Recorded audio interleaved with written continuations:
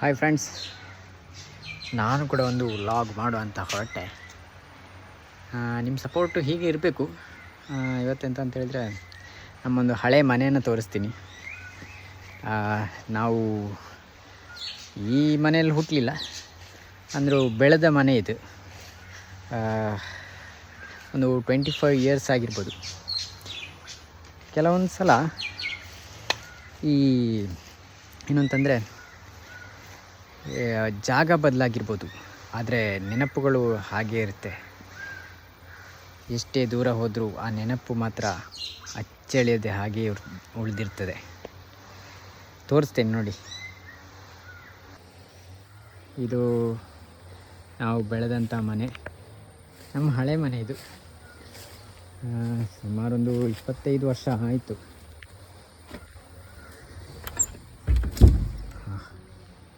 ಒಳಗಡೆ ಎಲ್ಲ ನೋಡಿ ಹೇಗಾಗಿದೆ ಅಂತ.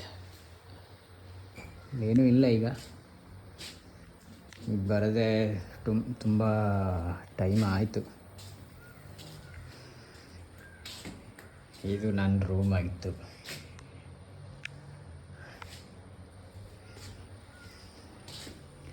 ಇದು ದೇವ್ರ ಕೋಣೆ.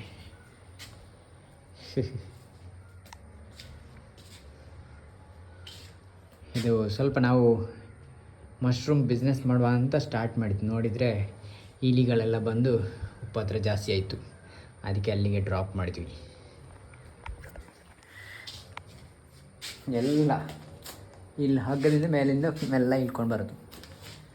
ನಾನು ಇಲಿಗಳು ಬರ್ತದೆ ಅಂತೇಳಿ ಇಷ್ಟು ತಿನ್ನಾಗಿರೋ ವೈರಲ್ಲಿ ಕಟ್ಟಿರೋದು ಇದನ್ನು. ಅದು ಅದಕ್ಕಿಂತ ಖತರ್ನಾಕ್, ಈ ವೈರಲ್ಲೇ ಬರ್ತಾಯಿತ್ತು. ಹೂ ಸ್ಟಾಪ್ಡ್ ಯು? ನಿಮ್ಮನ್ನು ತಡೆದಿರುವವರು ಯಾರು? ನನಗೆ ಫುಲ್ ತೂತು ಮಾಡಿ ಎಲ್ಲ ಹಾಳಾಗಿ ಹೋಗಿತ್ತು. ಸುಮ್ಮನೆ ಒಂದು ಸ್ಯಾಂಪಲ್ಗೆ ಹಾಕಿದ್ದಷ್ಟೇ. ಹಾಗೆ ಮತ್ತು ಟಾಟಕ್ಕೆ ಹತ್ತುವಂಥದ್ದು ಏಣಿ. ಹಳೆ ಮನೆಗೆ ಮುರಿದು ಬಿದ್ದರೆ ಏನು ಮಾಡೋಕ್ಕಾಗಲ್ಲ, ಕುಂಬಾಗಿರ್ಬೋದು, ಆದರೂ ಒಂದು ಹತ್ತಿಕೊಂಡು ಹೋಗೋದು. ಹೇಗಿದೆ ನೋಡಿ. ಇಲ್ಲೊಂದು ಜೇನಿತ್ತು, ನಾವು ಬಿಟ್ಟು ಹೋದ್ಮೇಲೆ ಗೂಡು ಕಟ್ಟಿತ್ತು. ಜೇನಿನ ಗೂಡು ನಾವೆಲ್ಲ. ಓಹೋ, ಎಂತೋ ಇದೆಯಾ ಅಂತ.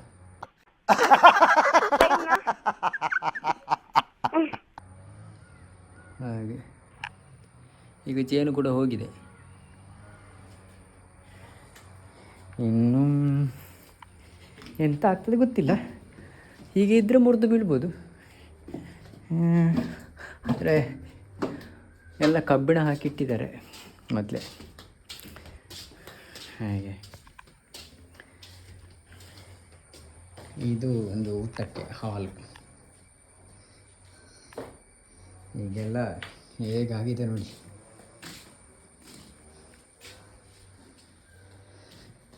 ಇದು ನಮ್ಮ ಕಿಚನ್, ಅಡಿಗೆ ರೂಮು.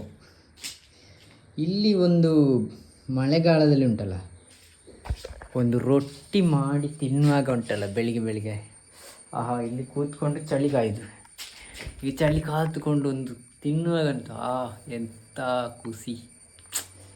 ಅದೊಂದು ಅನುಭವಗಳನ್ನು ಹೇಳಿಕೊಳ್ಳಲಿಕ್ಕೆ ಸಾಧ್ಯ ಇಲ್ಲ. ಅನುಭವಿಸಿದವರಿಗೆ ಅದರ ಖುಷಿ ಗೊತ್ತಿರೋದು. ಒಂಥರ ಮಳೆ ಬರುವಾಗ ಬೆಳಗ್ಗೆ ಒಂಥರ ಮಳೆ ಬರುವಾಗ ಬಿಸಿ ಬಿಸಿ ರೊಟ್ಟಿ ಹೊಯ್ಕೊಂಡು ಆ ಒಂದು ಹಳ್ಳಿಯಲ್ಲಿ ಅದನ್ನು ಹೇಳ್ಕೊಳಕ್ಕೆ ಸಾಧ್ಯ ಇಲ್ಲ. ಹಾಗೆ ಬನ್ನಿ, ಈ ಕಡೆ ಒಂದು ಹೊರಗಡೆ ತೋರಿಸ್ತೀನಿ.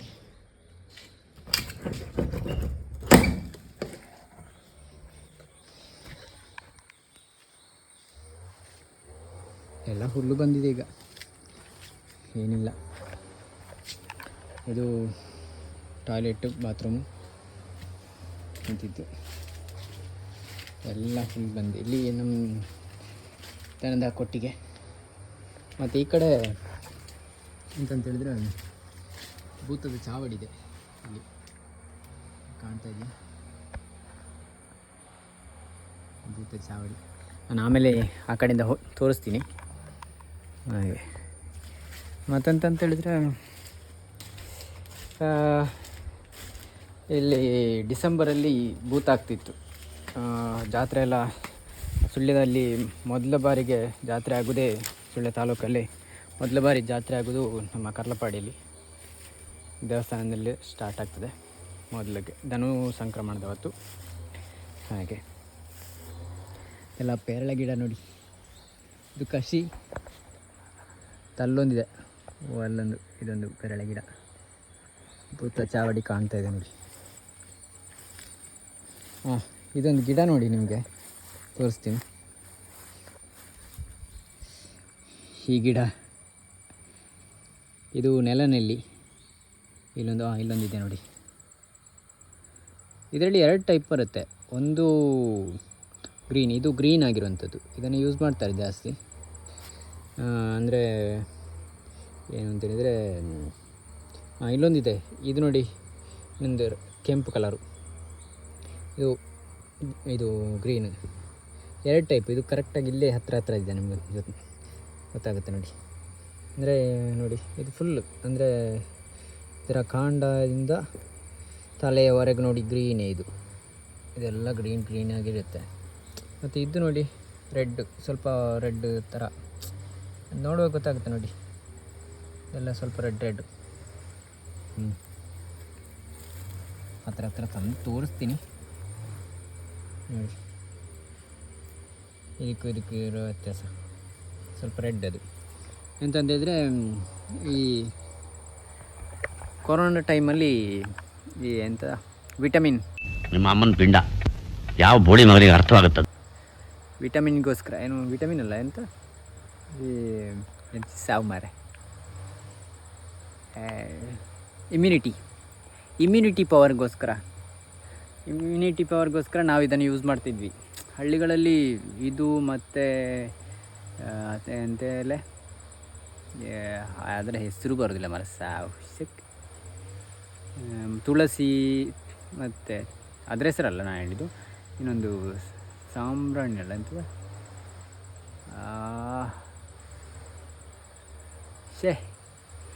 ಅವು ಎಂತ ಹೇಳುದು ಮಾರ, ಸಾವು ಹೊಟ್ಟೆಯಲ್ಲಿ ಉಂಟು ಬಾಯಿಗೆ ಬರೋದಿಲ್ಲ ಅಂತ ಹೇಳಿದಾಗ ಆಗಿದೆ.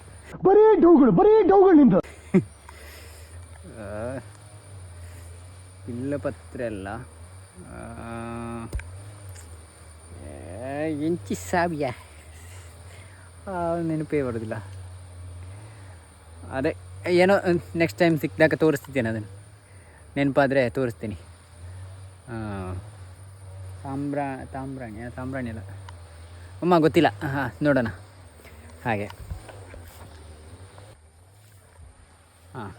ಅದು ಎಂತ ಅಂತ ಹೇಳಿದರೆ,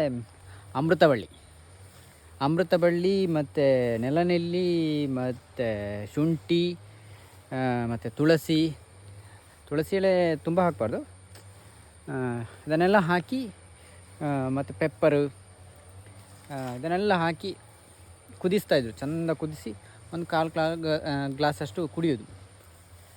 ಒಳ್ಳೆ ಇಮ್ಯುನಿಟಿ, ತುಂಬ ಹೀಟ್ ಆಗುತ್ತೆ ಮಾತ್ರ ಬಾಡಿ, ಒಳ್ಳೆ ಇಮ್ಯುನಿಟಿ ಮಾತ್ರ ಅದು. ಹಾಗೆ ಮತ್ತು ಎಂತಂತ ಹೇಳಿದರೆ, ಇದು ಈ ಜಾಗದಲ್ಲಿ ಅಡುಗೆ ಮಾಡೋದು, ಭೂತದ ಫಂಕ್ಷನ್ ಎಲ್ಲ ಇರುವಾಗ, ಇಲ್ಲಿ ಭೂತ ಎಲ್ಲ ಇರುವಾಗ ಇಲ್ಲಿ ಅಡುಗೆ ಎಲ್ಲ ಮಾಡೋದು. ಇಲ್ಲಿ ಭೂತದ ಚಾವಡಿ ತೋರಿಸ್ತೀನಿ ಬನ್ನಿ.